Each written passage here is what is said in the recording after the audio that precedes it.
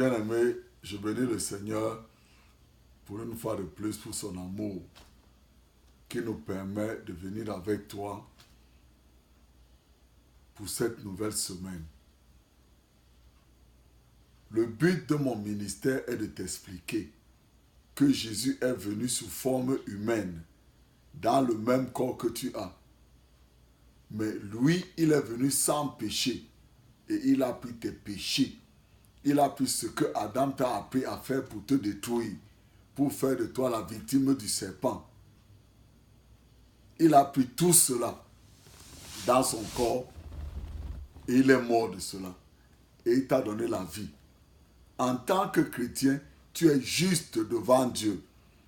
2 Corinthiens 5, chapitre 17 à 21. Ésaïe 53 et Ésaïe 54 te parlent de ce que Jésus-Christ a fait pour toi et ce que tu as comme bénéfice. Aujourd'hui, je veux te parler encore d'un autre bénéfice que tu as.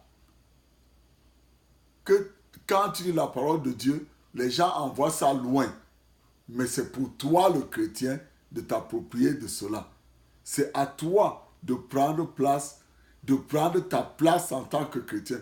Parce que n'est-ce pas la parole de Dieu dit, en Romains 8, que le monde entier soupire des douleurs de l'enfantement parce qu'il attend la manifestation des enfants de Dieu que nous sommes. Ce soir, je vais te donner un bon exemple et qui va t'aider. Et je t'ai dit que Dieu va faire de grandes choses dans nos vies en cette année-ci, cette année spéciale. Mais il faut que tu connaisses tes droits. Parce que quand tu ne connais pas tes droits, tu ne vas rien dire. La parole de Dieu dit ici que, ici, dans 1 Corinthiens 15, tout le chapitre 15, le chapitre 1er de 1 Corinthiens 15 te parle encore de l'exposition de Paul pour son ministère. Mais moi, je vais te lire 1 Corinthiens 15, le verset 51 qui dit « Voici, je vous dis un mystère. Nous ne mourrons pas tous, mais tous nous serons changés. » Paul parle ici qu'il y a des gens qui vont vivre.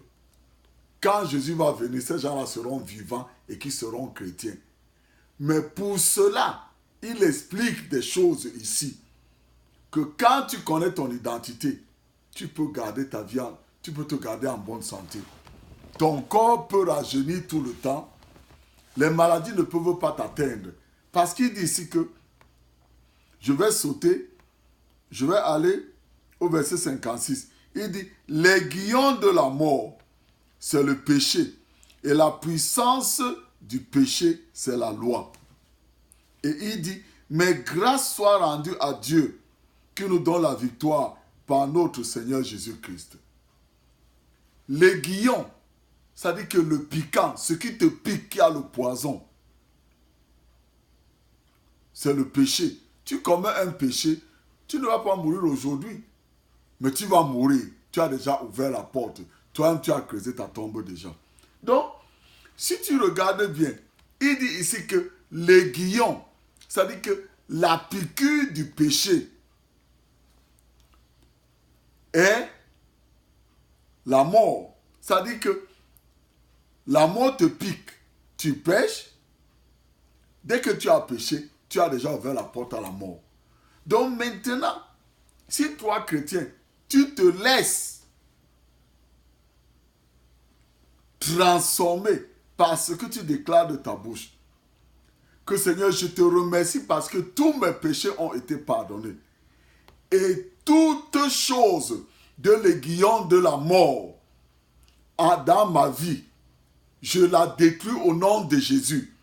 Seigneur Jésus, tu m'as délivré. Toi, tu as pris l'aiguillon de la mort que moi je devais recevoir à cause de mes péchés.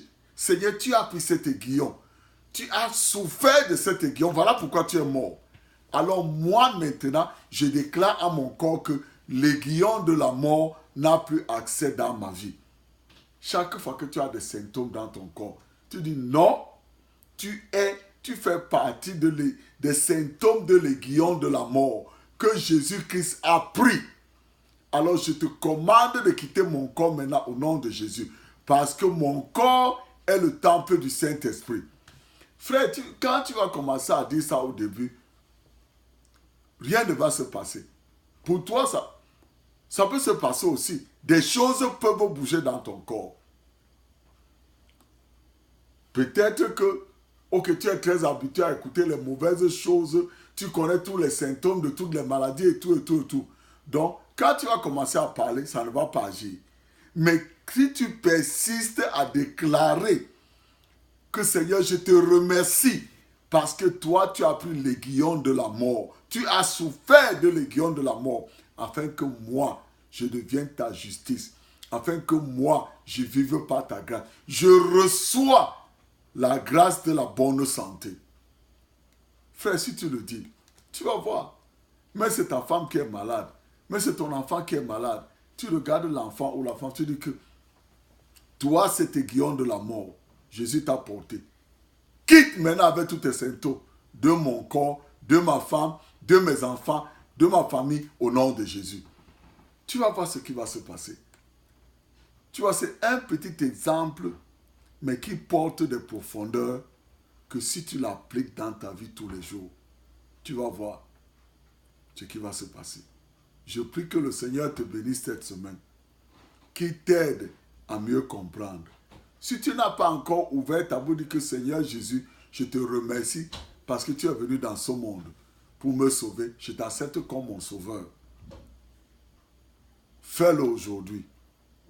Dis-lui Seigneur, merci parce que tu m'aimes. Je t'accepte comme mon sauveur. Souviens-toi, le voleur n'a pas le temps de confesser tous ses péchés à la croix. Le voleur n'a pas le temps d'aller restituer tout ce qu'il avait volé. Jésus lui a dit qu'aujourd'hui même tu seras avec moi au paradis. Donc ne te laisse pas, ne laisse pas que la religion te vole des bienfaits de ce que Jésus a fait pour toi. Je prie que le Seigneur te bénisse cette semaine. Je libère le sang de Jésus qui crie bénédiction sur toi et ta famille cette semaine. Que des portes, des grandes opportunités s'ouvrent pour toi et ta famille en cette semaine qui commence. Au nom de Jésus. Amen.